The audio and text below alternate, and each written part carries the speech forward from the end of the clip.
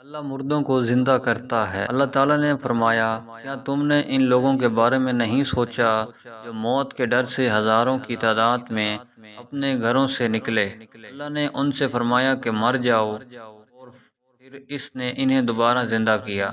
بے شک اللہ انسانوں پر فضل کرنے والا ہے، لیکن اکثر لوگ نہیں سوچتے۔ محمد ابن اسحاق نے وہب ابن منبع سے روایت کی ہے کہ جب اللہ تعالیٰ نے یوشع کے بعد صالح ابن یفرا کو لیا تو حزقیل ابن بوزی بنی اسرائیل کے لیے ان کے بعد نبی بنا۔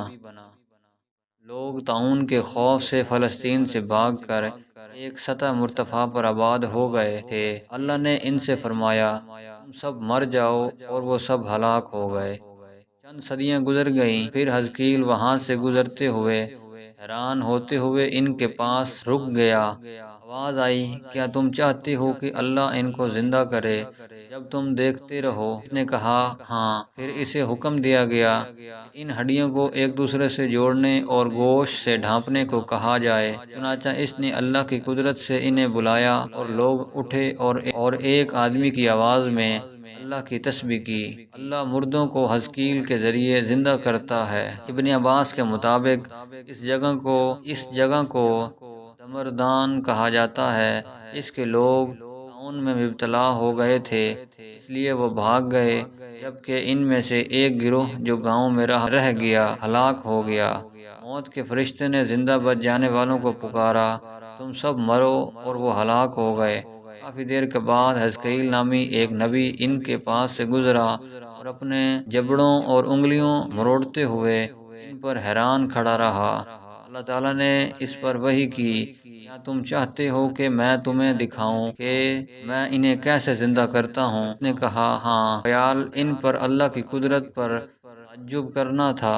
ایک آواز نے اسے کہا، بلاؤ اے ہڈیاں، اللہ تمہیں حکم دیتا ہے کہ جمع کرو۔ ہڈیاں ایک دوسرے کی طرف اڑنے لگیں، یہاں تک کہ وہ کال بن گئی۔ پھر اللہ تعالیٰ نے اس پر وحی نازل فرمائی، بلاؤ اے ہڈیوں، اللہ تمہیں حکم دیتا ہے کہ گوشت اور خون اور وہ کپڑے پہنو جس میں وہ مر گئے تھے۔ اور آواز آئی، اللہ تمہیں حکم دیتا ہے کہ لاشوں کو اٹھنے کے لیے بلاؤ۔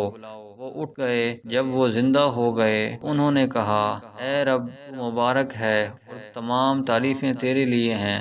ابن عباس رضی اللہ تعالیٰ عنہ نے بیان کیا کہ زندہ کیے گئے مردے 4000 تھے، جبکہ ابن صالح کہتے ہیں کہ وہ 9000 تھے۔ ابو عبیدہ بن الجرح نے بیان کیا ہے کہ عمر بن خطاب شام کی طرف جا رہے تھے اور سرگ پہنچے تھے۔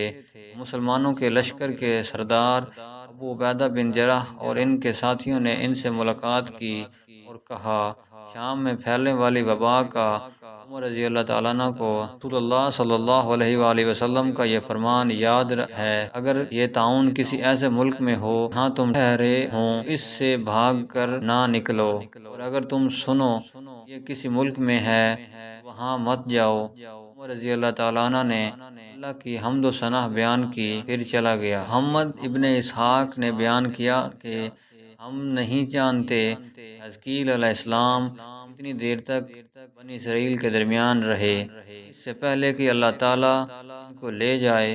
اس کے بعد بنی اسرائیل نے صحیح طرز زندگی سے انحراف کیا، جیسا کہ وہ عام طور پر کرتے تھے، اور ان کے ساتھ اللہ کی عہد کو چھوڑ دیا۔